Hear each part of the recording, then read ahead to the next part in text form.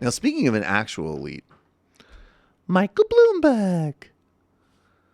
Michael Bloomberg, who presided over the Rudy Giuliani, racist crypto fascist, wanted to turn New York City into a corporate playground.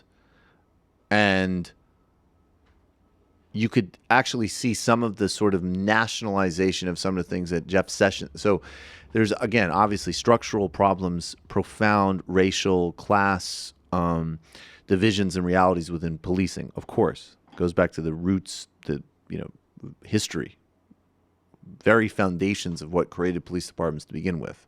And the policies go much deeper.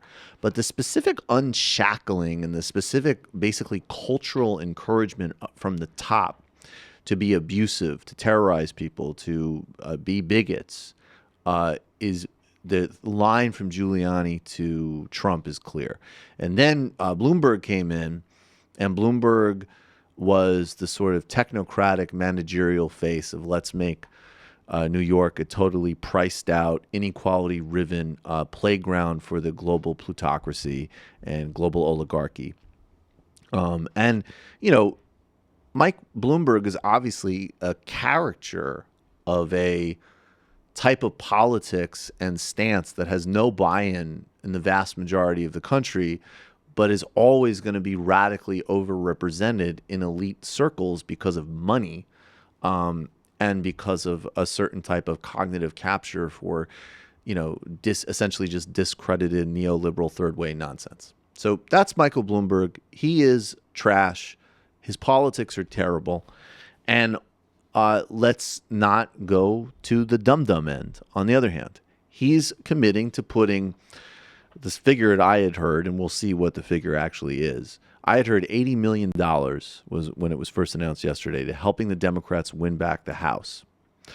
And he is going to support in gubernatorial races candidates from both parties, including John Kasich. Of course. And this is Bloomberg. I just want to, and I'll critique the reason. I mean, look, I'll just briefly quote from his piece in Bloomberg. Change ahead. I've never much liked political parties. I've always believed that we should put our country before party. Too many politicians practice the reverse with terrible consequences for the American people. You mean like giving you tax cuts and deregulating Wall Street? If you mean that, I agree.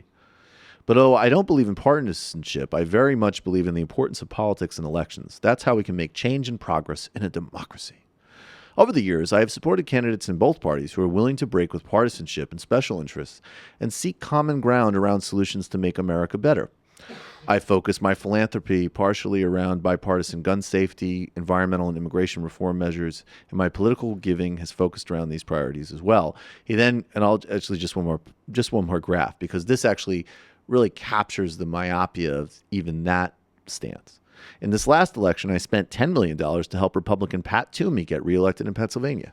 I disagree with him on many issues, but after the Newtown, Connecticut shooting, he broke with the NRA and co-wrote a bipartisan bill to close the background check loophole. So Pat Toomey, who is one of the most extreme far-right members in one of the most extreme far-right parties in the history of the planet, who is virulently against who is an active harmer of the environment, not in any way willing to work on any serious immigration mechanisms, even the types of pro-business ones that Bloomberg would support, basically co-signed an incredibly tepid piece of gun legislation that didn't even get passed, and that was enough for $10 million from Michael Bloomberg. This really shows you the technocratic, non-strategic thinking at work.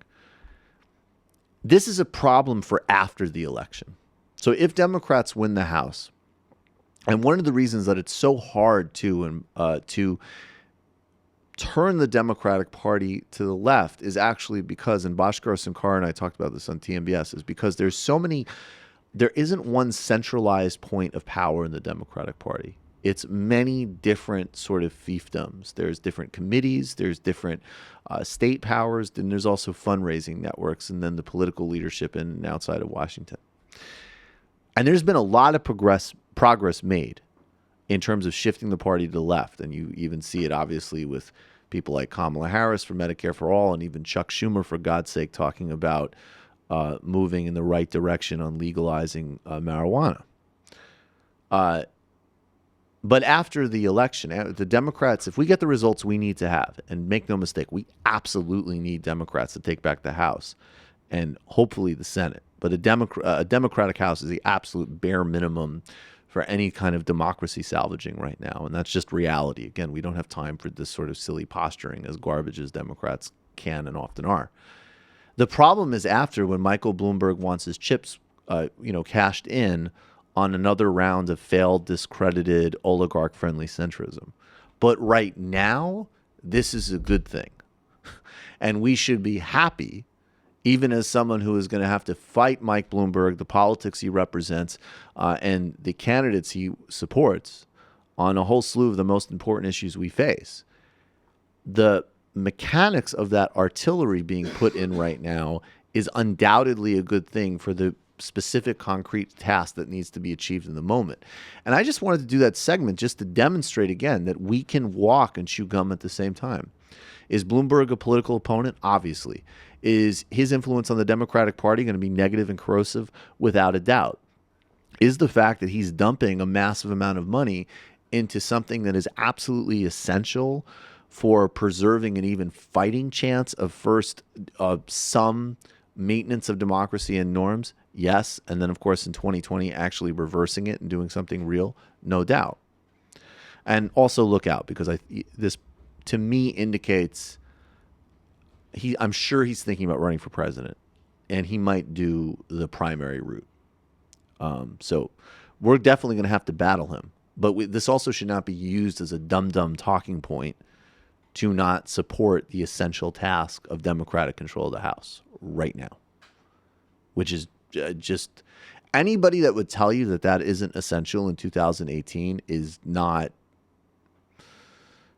should not be a verified political commentator. And that's how we should handle and approach those types of tensions. And this is what happens when you have to have a popular front. Is exactly. It's going to be a subsidy to some lamer parts of the side. Precisely.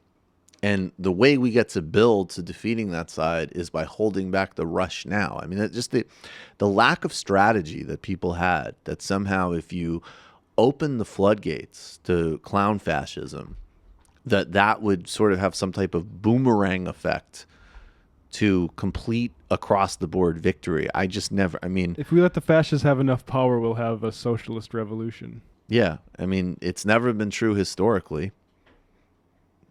So